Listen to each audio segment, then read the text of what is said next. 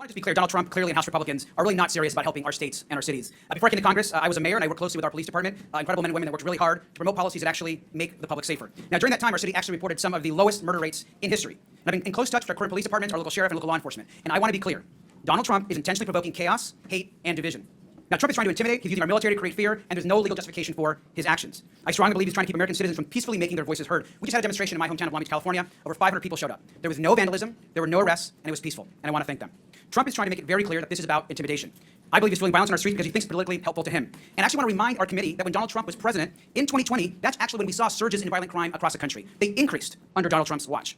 We should be focused on actual public safety threats. But we know that Donald Trump is taking federal law enforcement away from actually investigating serious crimes and cartels. And if you ask any police department, police chief across the country in your states, they will tell you they want their police focused on the issues in their neighborhoods, in the state, traffic violations, speeding, domestic violence. Those are the issues that people want to see addressed. Law enforcement should be focused on those issues, and I know the governors agree.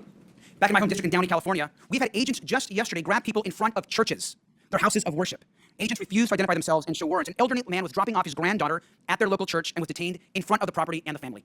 That is outrageous and should be disturbing to every single American. And we know this does actually nothing to protect the public. But this, of course, is Donald Trump's playbook. He doesn't care about the safety of the American people. He fuels hate and fear. It's no coincidence that Donald Trump is fueling chaos. At the same time, he's advancing legislation which the American people know is completely toxic and harmful to this country. We're looking at 16 million people losing health care. It's being debated right now as we speak in the Senate. Nutrition cuts for seniors and veterans. Huge tax cuts for the wealthiest and the largest corporations in this country. And while this is being debated, Donald Trump is causing chaos and fear across our country.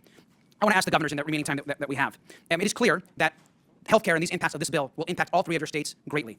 And so I have a brief question. What is the bigger risk to your state?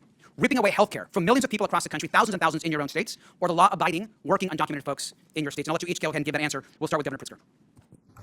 Thank you very much, Congressman Garcia. There are 770,000 people who stand to lose their health care in the state of Illinois, perhaps even more, depending on how this bill turns out. And I can tell you that there are people who are dependent upon Medicaid and Medicare to survive. I am deeply, deeply concerned about the deaths that will occur as a result of the cuts, not to mention that we're taking away SNAP benefits from families that need it most, and children.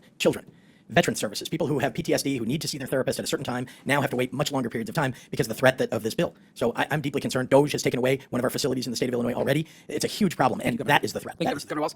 Yeah, thank you, Congressman. In Minnesota, in 2023, we were ranked as the top state for healthcare home of the Mayo Clinic. We have more people covered almost than any other state. This bill would take 250,000 people off of healthcare, make it more difficult, reduce the outcomes we're getting. 40% of those are children receive their care through that way, and over 70% of nursing home patients. It would be catastrophic, and the state has built it up to improve lives of all of our citizens. Thank you. Finally, Governor Hochul. Healthcare is a basic human right, and I'm proud in the state of New York that 95% of people in our state have healthcare coverage. But these devastating cuts will throw off at least 1.5 million New Yorkers, and not just those individuals, but when hospitals in rural areas have to shut down, the entire community will lose important services. So this will have a ripple effect through our economy and hurt more than just the people who lose their Medicaid, and it is devastating and absolutely unwarranted. We encourage everyone to stand up, speak up on behalf of their constituents, especially those from the state of New York who represent rural areas. They're counting on you.